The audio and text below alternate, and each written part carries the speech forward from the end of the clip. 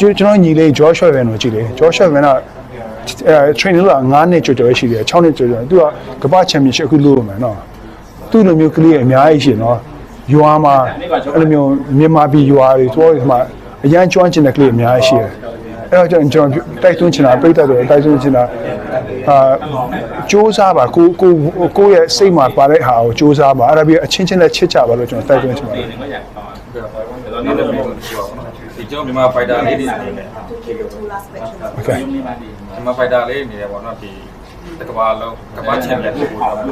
ဒီကျိုးစားနေတာဘယ်လို mindset မျိုးအဓိကထားပြီးတော့ထည့်တာ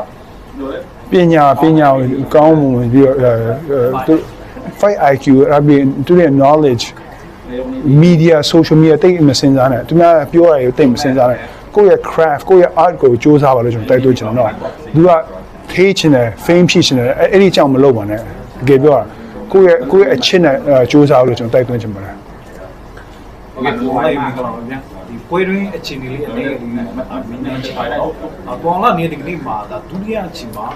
ခီယိုပုံစံပြတဲ့အနာရရှိသွားတယ်ပေါ့နော်အဲ့တော့ပေါ်လာနေတဲ့ဒီဒုတိယအချိန်တော့တတိယအချိန်မှာဒါပွဲကြုံတော့ပြောထားတယ်ပေါ့နော်ဒါလက်ထိုးတဲ့အနာရမှာပဲအဲ့တော့ဒီဒုတိယအချိန်မှာပဲပေါ်လာကဒီလက်ထိုးဖို့ခွင့်ရမယ်လို့ဒါရေချက်ရှိပြီးမှပွဲပြီးအဆုံးတက်ထားလာတာဒါနဲ့ပတ်သက်ပြီးနေနေပြောလို့ဟုတ်ကဲ့ကျွန်တော်ယုံကြည်ပါနော်ကျွန်တော်ရဲ့conditioning နဲ့ကျွန်တော် power ကျွန်တော်ယုံကြည်ပါတယ်ကျွန်တော် training မှာကောင်းမွန် training လုပ်ထားပါတယ်ကျွန်တော်ရဲ့ training partner နဲ့ဆိုရင်ကျွန်တော်နေချီတုံးချီတဲ့ဆိုတော့အပြင်အောင်ကျွန်တော်ထိုးနိုင်ဆိုတော့ကျွန်တော်ဒီလိုမျိုးဒီ gauge လုပ်ရမှာနော်ကျွန်တော်ရဲ့ training partner US မှာထိုးကလေးအများကြီးရှိနော်ကျွန်တော်ကလေးလို့ပြောဘာလို့လဲဆိုတော့ကျွန်တော်သူတို့မေးချင်တယ်သူတို့ကကျွန်တော်အသက်ကိုမေးချင်ကျွန်တော်40ဆိုတော့သူတို့ဟာငါအဖေအဲ့လောက်ရှိရဲ့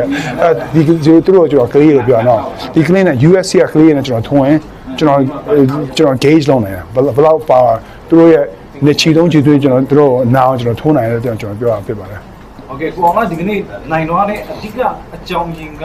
ဘာဖြစ်မလဲဗျကျွန်တော်မိနစ်တုန်းကနော်ကျွန်တော် knee surgery လုပ်တယ်stem fairtex ဒီမလား stem fairtex သူက meniscus ပဲနာကျွန်တော် meniscus ရော ACL ရောကျိုးအားလုံးကျိုးအဲ့ဒီဟာကိုကျွန်တော် surgery လုပ်တော့အခုမှနည်းနည်းပိုကောင်းလာတယ်ဒီနည်းနည်းအတွင်းမှာsurgery လုပ်ထားအခုမှကောင်းလာတယ်အဲ့တော့ကျွန်တော်အခုမှပို့ပြီးတော့ကျန်းမာလာတယ်ကိုယ်ဝေး fit လာတယ်အရင်နည်းနည်းဆိုရင် fit တိတ်မဖြစ်ဘူးမနည်းဆိုတိတ် fit မဖြစ်ဘူးအခုမှနည်းနည်း fit ဖြစ်လာတယ်